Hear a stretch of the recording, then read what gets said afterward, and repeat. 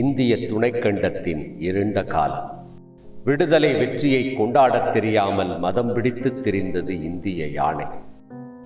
அந்த இக்கட்டான காலகட்டத்தில் ஒற்றை நம்பிக்கை காந்தி மட்டுமே.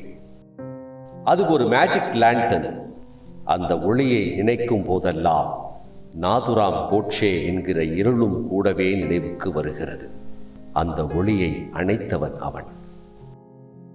அவனுக்கும் அவனது சகாக்களுக்கும் காந்தியை கொல்ல ஒரு பிழையான காரணம் இருந்தது.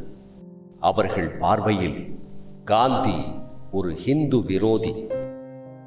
1946 காந்தியை கொல்வதென்று தீர்மானித்தார்கள் அவர்கள் அப்படி தீர்மானித்த போது அந்த ஹிந்து விரோதி கிழக்கு வங்கத்தின் நவகாளியில் இருந்தார்.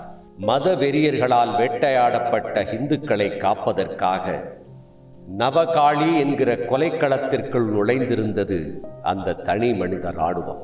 முஸ்லிம் விரோதியே திரும்பிப்போ என்று எச்சரித்தார்கள் மதவெறியர்கள். கொல்வோம் என்று அச்சுறுத்தினார்கள். நவகாளி என்பது அடைமழையும் கடும் குளிரும் ஈரத்தை அடைகாக்கும் மேக்னா நதியின் கடைமடை பகுதி. அந்த ஈரத்துக்கு நேர்மாறாக மதவெறியர்களின் இதயங்கள் வறண்டு கிடந்ததால் ஹிந்து விரோத வெறி தொடர்ந்து கொண்டிருந்தது.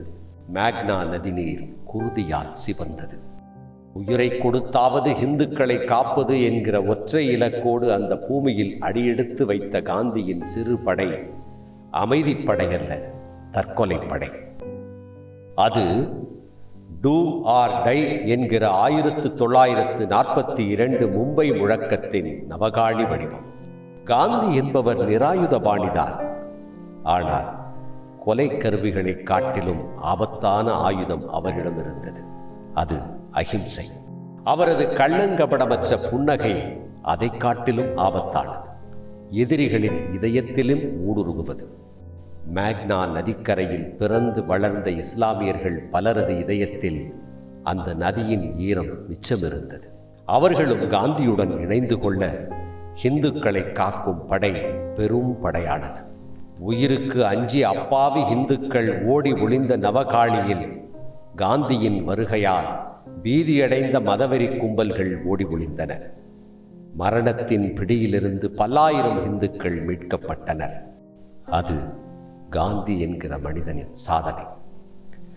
நெருப்பை நெருப்பால் அணைக்க முடியாது, நீரால் மட்டுமே அணைக்க முடியும். இந்த இயற்கை நெறியை அறியவில்லை கோட்சேக்கள். அங்கே அடி விழுந்தால் இங்கே இடி விழும் என்கிற மனு தர்மத்தை பூஜித்ததால் மானுட தர்மத்தை மறுதலித்தார்கள். காந்திய வெறுப்பை தூண்டிய சாவர்கர், காந்தியை கொல்ல முன் நின்ற கோட்சே, சதிக்கு துணை போட நாராயண் ஆப்தே. இந்த மும்மூர்த்திகளின் இதயத்திலும் எரிந்தது ஹிந்து நெருப்பல்ல, சித்பவன் நெருப்பு. 3 பேருமே சித்பவன் பிராமணர்கள். அந்த அடிப்படையில் எழுந்ததுதான் அவர்களது காந்திய வெறுப்பு. இந்துக்களை காக்க உயிரை பொருட்படுத்தாது நவகாளியில் நின்றபோது காந்திக்கு வயது 76.